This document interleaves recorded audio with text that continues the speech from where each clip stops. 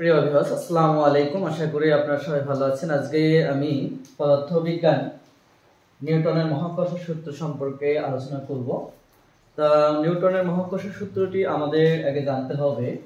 মহাবিশ্বের প্রতিটি বস্তু কণা একে অপরকে নিজের দিকে আকর্ষণ করে। এই আকর্ষণ বলের মান বস্তুদ্বয়ের গুণফলের ভরের গুণফলের সমানুপাতিক এবং এদের দূরত্বের বর্গের ব্যস্তানুপাতিক, এবং এ বল বস্তু কণা দ্বয়ের সংযোগ সরলরেখা বরাবর ক্রিয়া করে। এই সূত্রটাকে আমরা কি করব, প্রতিবেদন করব। এই প্রতিবেদন করার জন্য প্রথমত কথা হচ্ছে আমাদের সূত্রের আলোকে মহাবিশ্বের মধ্যে আমরা দুটি বস্তু কণা নিব। একটাকে বস্তুকে যদি আমরা এটাকে m1 বস্তু হয়, এটা হবে আমাদের m2 বস্তু। এদের মধ্যবর্তী একটা দূরত্ব হচ্ছে, আমরা যখন মধ্যবর্তী একটা দূরত্ব পাবো, তাহলে দূরত্বটাকে যদি আমরা d ধরি, অথবা কোনো কোনো ক্ষেত্রে আমাদের দূরত্বটাকে r হিসাবে কি করা হয়, নেওয়া হয়।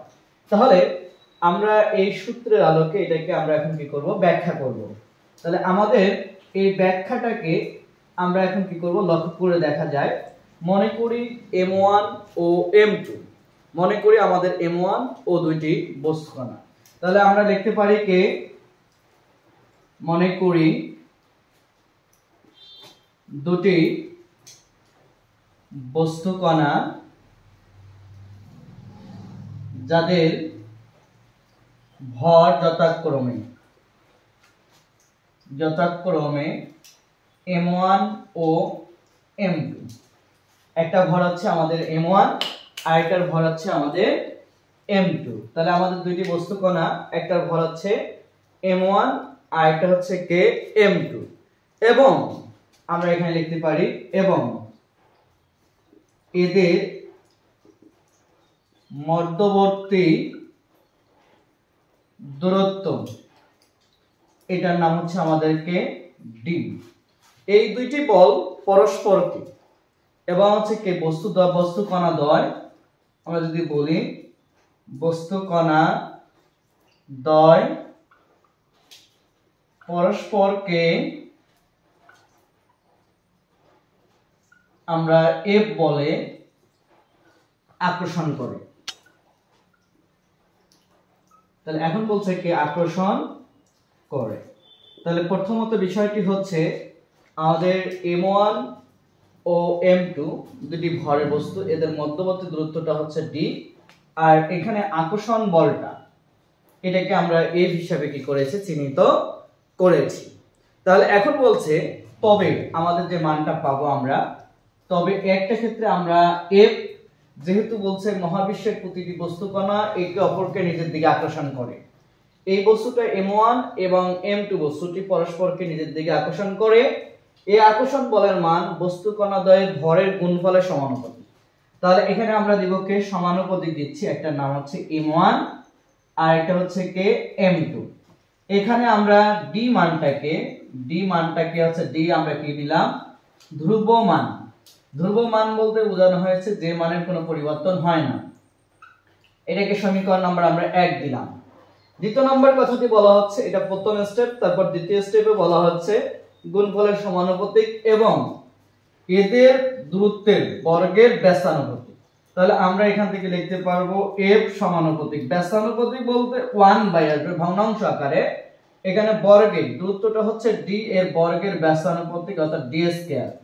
এখানে m1 ও m2 আমাদের কি থাকবে, ধ্রুব মান, অর্থাৎ এটার কোনো পরিবর্তন হবে না। এই জায়গাটাতে আমরা সমীকরণ নাম্বার পাচ্ছি কত, 2 নম্বর সমীকরণ আমরা পাচ্ছি। তাহলে এখন বলছে এই সূত্র দ্বয় 1 এবং 2, তাহলে 1 ও 2 নং সূত্র হচ্ছে কে সংযুক্ত করে পাই। এই সংযুক্ত করতে গেলে যেহেতু দুইটাই আমাদের f আছে, f সমানুপাতিক m1 m2 by d square. তাহলে এখানে f সমান সমানুপাতিক চিহ্নটাকে উঠায় যাওয়ার জন্য আমরা একটা ধ্রুবমান নিব। তাহলে বড় G m1 m2 by d square. তাহলে আমাদের এই সূত্রটি এটা সংযোগ সরলরেখা বরাবর কি করবে, ক্রিয়া করবে। তাহলে এখান থেকে আমরা কি পাইলাম, একটা সূত্র পাইলাম। তাহলে মহাবিশ্বের যে কোনো দুটি বস্তু কণাকে আকর্ষণের ক্ষেত্রে যে সূত্রটা আসবে F সমান আমাদের বড় G m1 m2 by d square, আর এখানে বড় জিটা হচ্ছে মহাকর্ষীয় ধ্রুবক। মহাকর্ষীয় ধ্রুবক এর মান হচ্ছে 6.67 * 10 inverse 11 newton metre square KG inverse 2। এটা আমরা কি করব, পাওয়া যাবে। তাহলে এটা দুইটি বস্তুর মধ্যে যে আকর্ষণটা সেটা আমরা কি করতে পারলাম, নির্ণয় করতে পেরেছি। মহাকর্ষ সূত্র ব্যবহার করে অভিকর্ষ ত্বরণ জি এর মান নির্ণয়। আমরা মহাকর্ষের সূত্রটি আছে, এটা ব্যবহার করে আমরা জি এর মানটা কি করব, নির্ণয় করব। নির্ণয় করার ক্ষেত্রে আমরা সর্বপ্রথম পৃথিবীটাকে একটা গোলাকার বস্তু হিসেবে বিবেচনা করব। এই পৃথিবীর পৃষ্ঠে আমরা একটা বস্তুকে m ভরের একটা বস্তুকে নিয়েছি। এখান থেকে আমাদের এটা হচ্ছে পৃথিবীর কেন্দ্র। এখান থেকে আমরা যদি কি বলি পৃথিবীর কেন্দ্র বলা হয়, তাহলে এখান থেকে এটা হচ্ছে পৃথিবীর ব্যাসার্ধটা হচ্ছে r। তাহলে সকল ক্ষেত্রে আমাদের পৃথিবীর ব্যাসার্ধটা হচ্ছে r বলা হয়। যেহেতু আমরা বা কোনো একটা বস্তুকে পৃথিবীর পৃষ্ঠে যদি অবস্থান দেওয়া হয়, সেক্ষেত্রে মহাকর্ষের সূত্রটি ব্যবহার করে আমরা কি করব, নির্ণয় করব।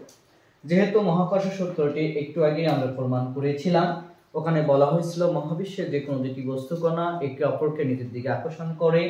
এই আকর্ষণ বলের মান বস্তু কণা দ্বয়ের গুণফলের ভরের গুণফলের সমানুপাতিক এবং এদের দূরত্বের বর্গের ব্যস্তানুপাতিক, এবং এই বস্তু কণা দ্বয়ের সঙ্গে সরলরেখা বরাবর ক্রিয়া করে। এটা আমাদের কি করা হয়েছে, বলা হয়েছিল। তাহলে এটার আমরা একটু ব্যাখ্যা দেখব। এটাকে আমরা যদি দেখি, মনে করি m ভরের একটি হচ্ছে বস্তু তার পৃথিবীর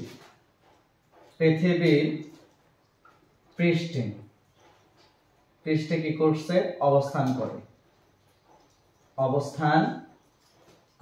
এটা আমরা কি করতে পারছি, দেখতে পারছি। কারণ এই বস্তুটা m ভরের একটা বস্তুকে আমরা কি করছি, পৃথিবীর পৃষ্ঠে কি করছে, স্থাপন করছি।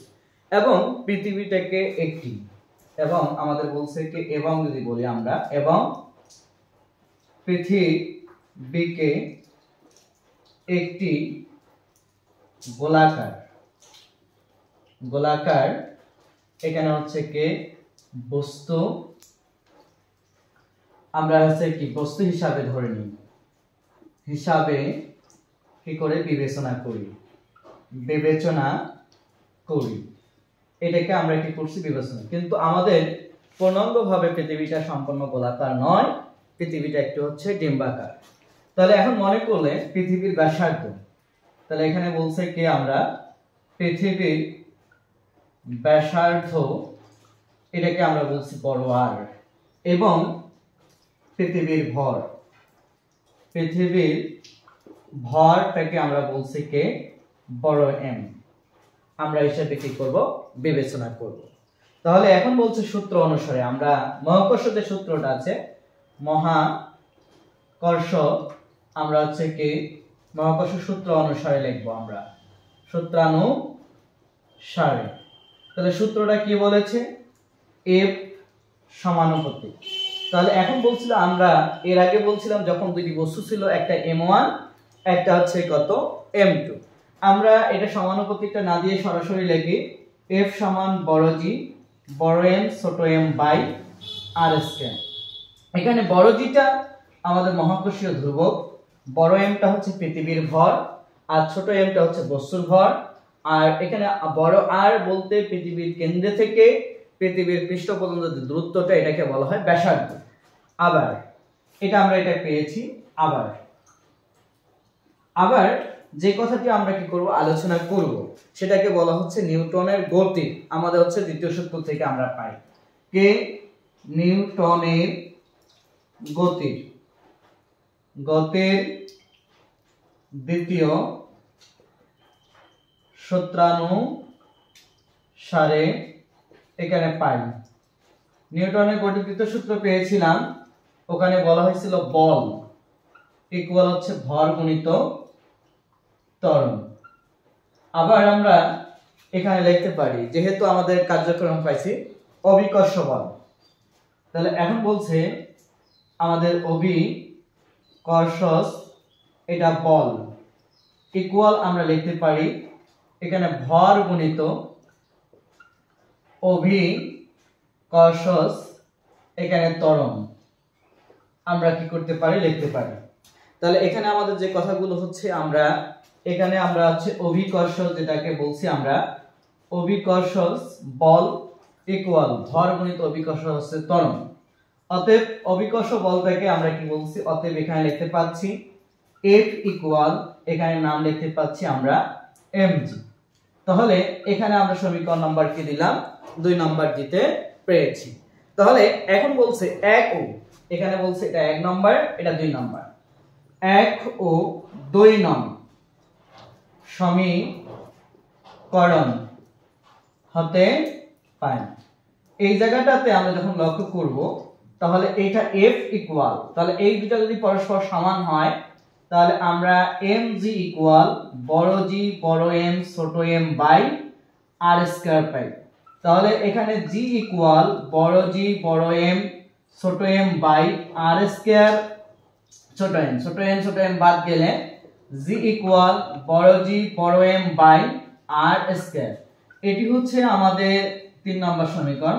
অর্থাৎ এখানে অভিকর্ষ ত্বরণকে নির্ণয় করার জন্য আমাদের সূত্রটা পাবো ছোট g ইকুয়াল বড় g বড় m বাই r স্কয়ার। এটি হচ্ছে মহাকর্ষ সূত্র ব্যবহার করে অভিকর্ষ ত্বরণ g এর মান নির্ণয়। কোন বস্তু পৃথিবীর পৃষ্ঠ হতে উপরে অবস্থিত হলে g এর মান নির্ণয় করতে হবে। তাহলে আমরা এর আগে পেয়েছিলাম অভিকর্ষ ত্বরণ g এর মান আমরা কি করছি পেয়েছি।